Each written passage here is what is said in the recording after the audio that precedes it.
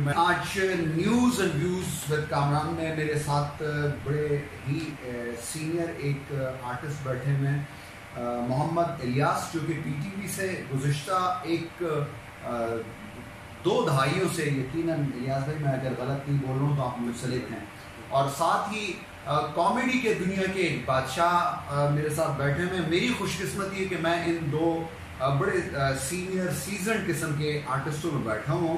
یہ ان کی محبت ہے، ان کی بڑائی ہے کہ مجھے اپنے درمیان میں جگہ دی ہے۔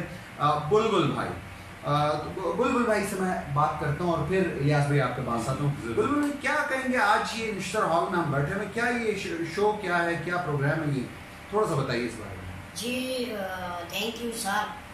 نشتر ہال تو عید پر بھی ہم نے شو کیا تھا، ہم دوبارہ انشاءاللہ اس نشتر ہال کو آباد کریں گے اور لوگوں کو یہ کہیں گے کہ یہ وہی نشتر ہال ہے جو 20 سال پرانا نشتر ہال تھا، اور امید رکھتے ہیں انشاءاللہ اس میں ہم ڈرامے کریں گے، اسٹیج شو کریں گے، ویرائٹی شو کریں گے، اور لوگوں سے امید کرتے ہیں کہ یہ آ جائے، یہ وہی نشتر ہال ہے۔ اور بہت شکریہ بلبل بھائی، آپ نے جذبات کا جس محبت سے اظہار کیا۔ یاد بھائی، نشتر ہال میں پہلے بھی پروگرام ہوتے تھے، اب بھی پروگرام ہوتے ہیں، اور آپ سے یہ جو نان فارملسی میری اس سے پہلے گفتگو ہوئی، آپ نے بتایا کہ نشتر ہال میں جو ایک پروگرام کا جو لیا جاتا ہے وہ تقریباً 65,000 روپیز لیے جاتے ہیں۔ تو یہ فن کی خدمت ہے یا یہ فنون لطیفہ کو آگے بڑھانے کے لیے ایک بہتر اقدام ہے، کیا کہیں گے اس بارے میں؟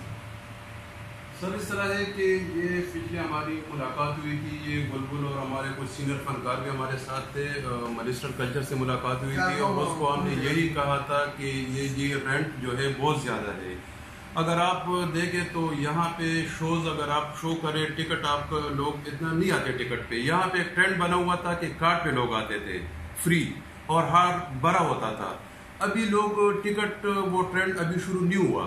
ہم نے یہی گورنمنٹ کو ریکویسٹ کی تھی کہ آپ ذرا رینٹ کم کر لیں، کہ ایک دفعہ یہ حال چل جائے، یہ ٹرینڈ شروع ہو جائے تو لوگ آنا شروع ہو جائے۔ بے شک پھر آپ تھوڑا ساتھ کرایہ بڑھاتا رہے، لیکن گورنمنٹ نے ہمارے ساتھ کوئی اس پہ نہیں کی کہ کرایہ کم کرے یا مطلب پروموشن کے لیے یہ کچھ کرے، کیونکہ آرٹسٹ بیچارے تو بے روزگار ہے۔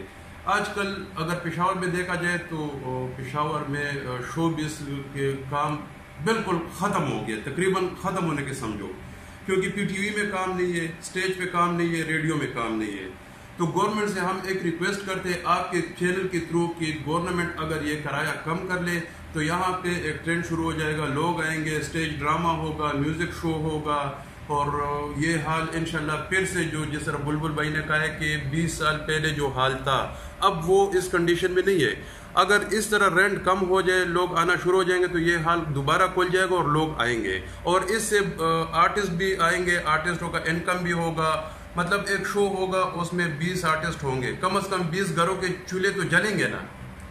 اگر یہ حال اسی طرح بند پڑا رہے تو آرٹسٹ بیچارہ کیا کرے گا؟ آرٹسٹ تو اور کام بھی نہیں کر سکتا، نہ تو وہ روڈ پہ چھولے بیچ سکتا ہے، نہ کوئی ہوٹل کھول سکتا ہے۔ یہ ایک ہی حال ہے، اور پی ٹی وی ہے اور ریڈیو ہے، تو یہ بھی بند ہو تو آرٹسٹ بیچارہ کیا کرے؟ جی بالکل ناظرین، آپ نے بلبل کی گفتگو بھی سنی اور آپ نے الیاس کی گفتگو بھی سنی، اور اس کے ساتھ ہی ساتھ میں ناظرین اپنے اس پلیٹ فارم سے، نیوز اینڈ ویوز کے اس پلیٹ فارم سے، موجودہ حکومت سے جو اس وقت خیبر پختونخوا میں کلچر منسٹر ہیں، ان سے میں بھی یہ درخواست کروں گا کہ فنون لطیفہ کو اگر ہم نے پختونخوا میں پروان چڑھانا ہے تو یقیناً ہمیں نشتر ہال کے اس ہال میں آرٹسٹوں کے لیے کام کرنے کے اور یہاں پہ شوز کے لیے ماحول بنانے کے لیے، اور اس کا جو ایک فی گورنمنٹ نے پلان کی ہوئی ہے اس کو تھوڑا سا ریویو کرنا پڑے گا، تاکہ یہاں پہ بہترین شوز ہوں، یہاں پہ کلچر کے حوالے سے بہترین ایونٹس پلان کیے جا سکیں، اور خیبر پختونخوا میں اس صورتحال کو، فنون لطیفہ کی اس بڑھوتری کو بہتر بنانے کے لیے ایک بہتر اقدام کیا جا سکے۔ ود دس انشاءاللہ نیکسٹ کسی اور ایونٹ پر ملیں گے۔ اللہ نگہبان۔